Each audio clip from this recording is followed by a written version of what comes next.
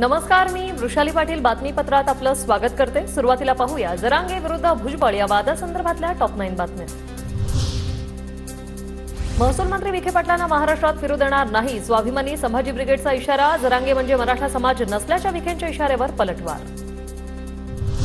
मराठा नेत्यांनी शहाणा होऊन आरोप बंद करावे, तुमच्यामुळे एक दिवशी जात मरेल। राधाकृष्ण विखे पाटलांच्या टीकेला जरांगेंचं उत्तर।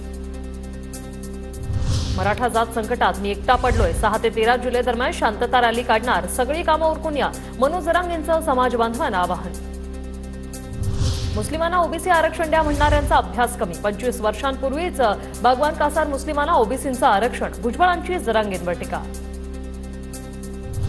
भुजबळांना दंगली घडवायच्या, लोकांना चिथावणी देऊन ते दंगलींसाठी तयार करतात, जरांगेंचा आरोप।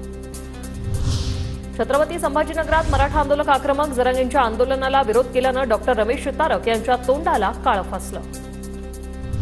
महाराष्ट्रात कधी असं जातीवादाचं चित्र नव्हतं, जातीय राजकारण करणाऱ्यांना महाराष्ट्रानं दूर ठेवलं पाहिजे। ओबीसी मराठा आरक्षणाच्या मुद्द्यावर राज ठाकरेंची प्रतिक्रिया। ओबीसी वगळून राजकीय नेत्यांना गावबंदी, ओबीसी समाजाने रायगव्हाण गावात लावला फलक, अन्यथा मोठा अवमान करण्याचा दिला इशारा।